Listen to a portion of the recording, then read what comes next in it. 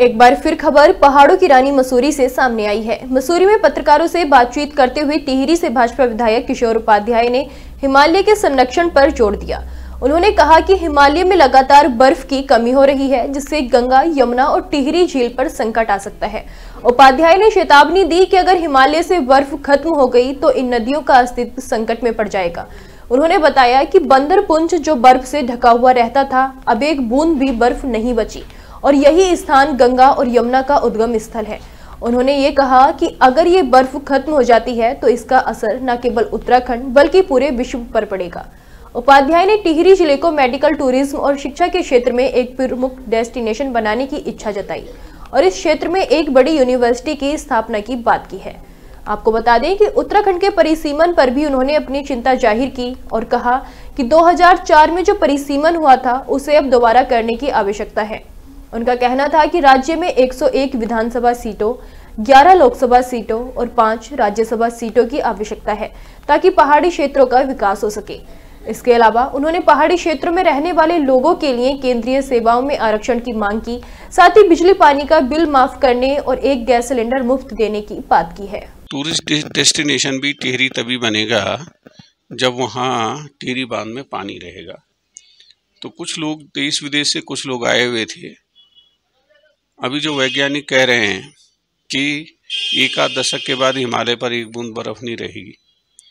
आप इस समय चले जाइए, बंदरपुंज पे एक बूंद बर्फ नहीं है ना, थोड़ा भी, और वहीं से गंगा और यमुना निकलती हैं, तो उससे तो पूरी दुनिया ही ख़त्म हो जाएगी। तो उनसे कुछ चर्चा कर रहा था मैं, तो मैंने कहा मैं आप लोगों से थोड़ा सा विचार विमर्श करूं। मेरी कोशिश है कि हम टिहरी को मेडिकल डेस्टिनेशन, टूरिज्म का डेस्टिनेशन और उसके साथ में हम एजुकेशन का हब बना सके। तो वो लोग एआई की एक बड़ी यूनिवर्सिटी वहाँ, जिससे कि हमारे बच्चे बेरोज़गार न रहें, उसके बारे में बातचीत कर रहे थे।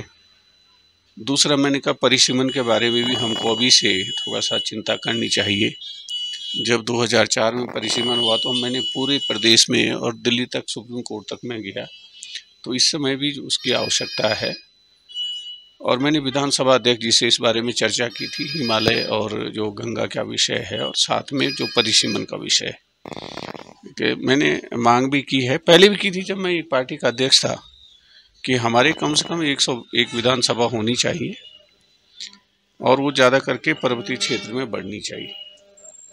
पहले तो 13 नहीं तो 11 लोकसभा सीट होनी चाहिए और 5 कम से कम राज्यसभा की सीटें होनी चाहिए।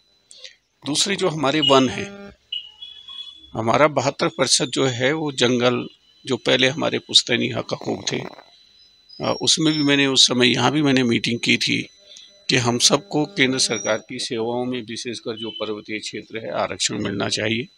बिजली पानी का बिल नहीं आना चाहिए। एक गैस सिलेंडर कम से कम निःशुल्क मिलना चाहिए। जो आपने हमारी जंगल की जो लकड़ी जिससे हम भोजन बनाते थे और वो तो बहुत ही पौष्टिक होता था। उसके साथ में अगर हमारी जो ज़मीन, अब कुछ बोया हमने जंगोरा खोदा उसमें और वहाँ बंदर खा गए, भालू खा गए, आपका जो है सुंगर खा गए, तो उसका 5,000 रुपये प्रति नाली के हिसाब से उसका प्रतिकर हमको मिलना चाहिए। अभी मुझे बताया गया कि 3 जगह बच्चों को जो है वो बाघ ने खा लिया। अरे भाई, कम से कम उनके परिवार के एक सदस्य को पक्की नौकरी तो दूँ, साथ में 50 लाख रुपए कम से कम मुआवजा दूँ। कोई घायल होता है तो उसको जो है पक्की नौकरी सरकारी मिलनी चाहिए और उसके साथ में जो है उसके इलाज का सबसे अच्छा जहाँ इलाज हो सकता है निःशुल्क होना चाहिए। यहाँ से शुरू किया हमारी बहन ने, वहाँ भी अभी झील फटी नहीं। 2000 इस तरह की झीलें हैं मध्य हिमालय में।